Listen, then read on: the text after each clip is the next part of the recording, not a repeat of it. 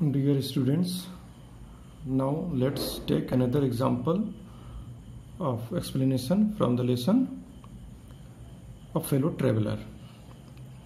Now this time we have chosen this passage. Magnanimity and mercy were the noblest attributes of man. In the exercise of these high qualities, I could recover my prestige. At present, I was a ridiculous figure, a thing for laughter and derision. By being merciful, I could reassert the moral dignity of man and go back to my corner with honor. I withdraw the sentence of death, I said, returning to my seat. I cannot kill you, but I can deprive you. I do it. तो अब ये example हम लोगों के सामने है. अब इसे हमें एक्सप्लेन करना है. तो अब हम लोग इसको भी एक्सप्लेन करके देखेंगे कि कैसे इसको एक्सप्लेन करेंगे.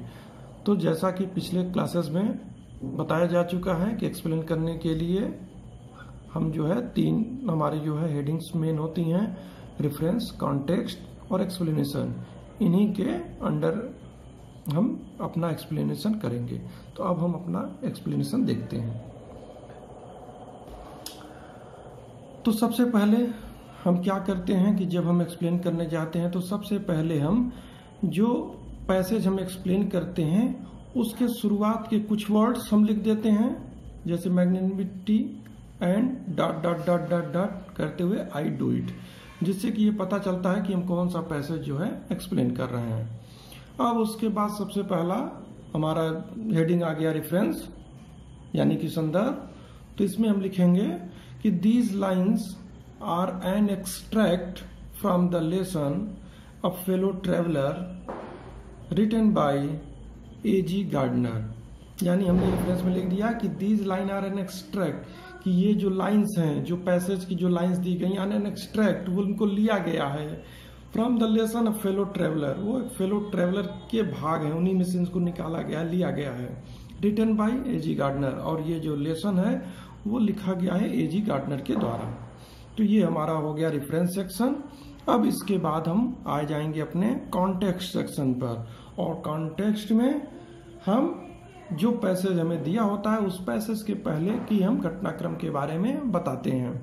तो अब जैसे कि हम यहाँ लिख देंगे, the writer was travelling in a compartment with a mosquito his fellow traveller. कि जो लेखक है वो एक ट्रेन के कंपार्टमेंट में एक मच्छर के साथ यात्रा कर रहा था, और मच्छर कौन था? हिज फेलो ट्रेवलर, और मच्छर ही उसका जो है फेलो ट्रेवलर था, यानी कि उसका सहयात्री था.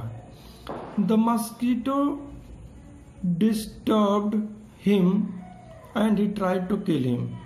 मॉस्किटो ने कई बार लेखक को परेशान किया, and he tried to kill him, और लेखक ने भी उसको मारने की कोशिश किया. बट ही फेल्ड, लेकिन लेखक अपने इन कोशिश में फेल हो गया, अपने इन प्रयासों में फेल हो गया, यानी कि वो मच्छर को मार नहीं पाया. Then the writer developed a feeling of affection towards the mosquito. और जब लेखक उसको मारने में सफल हो गया तो कुछ देर बाद धीरे धीरे लेखक ने डेवलप किया, लेखक के अंदर जागृत हुआ, पैदा हुई अब फीलिंग ऑफ अफेक्शन, एक स्नेह की भावना जो है मच्छर के प्रति, एक स्नेह की भावना उसके हृदय में पैदा हुई. तो यहां तक हमारा हो गया कॉन्टेक्स्ट. अब इस पैसेज में जो पैसेज हमें दिया गया है, इस पैसेज में लेखक क्या कहता है, अब हम इसको समझने की कोशिश करेंगे कि इसको हम कैसे करेंगे. तो हमने डाल दिया अपना हेडिंग एक्सप्लेनेशन. अब इस एक्सप्लेनेशन जिसको व्याख्या कहते हैं, अब इसको जो हमें पैसेज में दिया गया थोड़ा उसको डिटेल में उसको हम बताएंगे, वही हमारा एक्सप्लेनेशन हो जाएगा. In the beginning the writer tried to kill the mosquito but failed. कि शुरुआत में लेखक ने उस मॉस्किटो को, उस मच्छर को मारने की कोशिश किया, लेकिन वो असफल रहा. Now the writer felt that he was not superior to the mosquito. और अब लेखक को धीरे धीरे महसूस हुआ कि वो उस मच्छर से कोई श्रेष्ठ नहीं है, ऊपर नहीं है, क्योंकि अभी तक लेखक को लगता था कि मच्छर एक बहुत छोटा सा जीव है, तुच्छ जीव है, और वो उस लेखक को परेशान नहीं कर सकता है, और चूंकि उसने लेखक को परेशान किया इसलिए लेखक को अधिकार है कि वो उसको मार सकता है। लेकिन धीरे धीरे लेखक को एहसास हुआ कि नहीं, वो उस मस्कीटो से, उस मच्छर से श्रेष्ठ नहीं है। He decided to be kind and generous। और जब उसे अपनी गलती का एहसास हुआ तो उसने फैसला किया कि अब वो दयालु बनेगा, अब वो मच्छर के प्रति दया का भाव रखेगा। The writer said that mercy and generosity were the greatest quality of human beings। और अब यहाँ इस लाइन में लेखक कह रहा है कि मर्सी यानी दया, जेनरासिटी यानी कि उदारता, कि दया और उदारता ये जो दोनों गुण हैं were the greatest quality of human beings, वो किसी भी मानव का सबसे महान गुण है। He felt that by being merciful and generous he could recover his lost honor। और लेखक को अब महसूस हुआ, ही फेल्ट, अब महसूस हुआ that by being merciful and generous, कि अगर वो अब दयावान बनता है तो इससे क्या होगा, he could recover his lost honour, तो अपने खोए हुए सम्मान को वो प्राप्त कर सकता है। This was the only way to save his respect. अब उसके पास यही एक रास्ता बचा था जिसके द्वारा वो अपने सम्मान को बचा सकता था।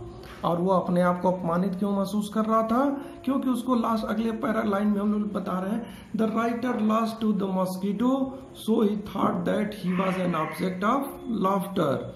चूंकि लेखक और मॉस्किटो के बीच में एक तरह से प्रतियोगिता हुई थी, यानी लेखक उसको मारने की कोशिश कर रहा था और मच्छर अपने आप को बचाने की कोशिश कर रहा था, तो उस प्रतियोगिता में, उस खेल में जो है लेखक जो है मॉस्किटो से, मच्छर से हार चुका था। इसलिए थोड़ी थॉट दैट, इसलिए लेखक को लगता था कि वो अब एक उपहास का पात्र है, उपहास का विषय है। इसलिए लेखक को लगता था कि अब वो दयावान बनकर ही अपने उस खोए हुए सम्मान को प्राप्त कर सकता है। ही decided that he would not kill the mosquito.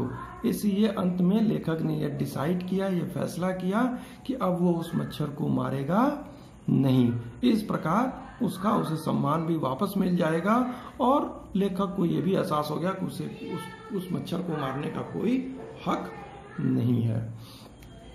तो इस प्रकार हमने देखा कि आसानी से हम लोग, कोई बहुत ज्यादा टफ नहीं है, थोड़ा सा अगर हम लेसन को ध्यान से पढ़ें और जब एक्सप्लेन करने हम जाएं तो कम से कम पहले 2-3 बार उस पैसेज को ध्यान पूर्वक पढ़ें और ये समझने की कोशिश करें कि उस पैसेज में क्या बातें कही जा रही हैं, लेखक क्या बातें कहना चाहता है। और जब एक बार हम उसके भाव को समझ जाएं, उसके फीलिंग को समझ जाएं, तो फिर उन्हीं भावों को फिर अपने लैंग्वेज में, अपने स्टाइल में उसको लिखने की कोशिश करें।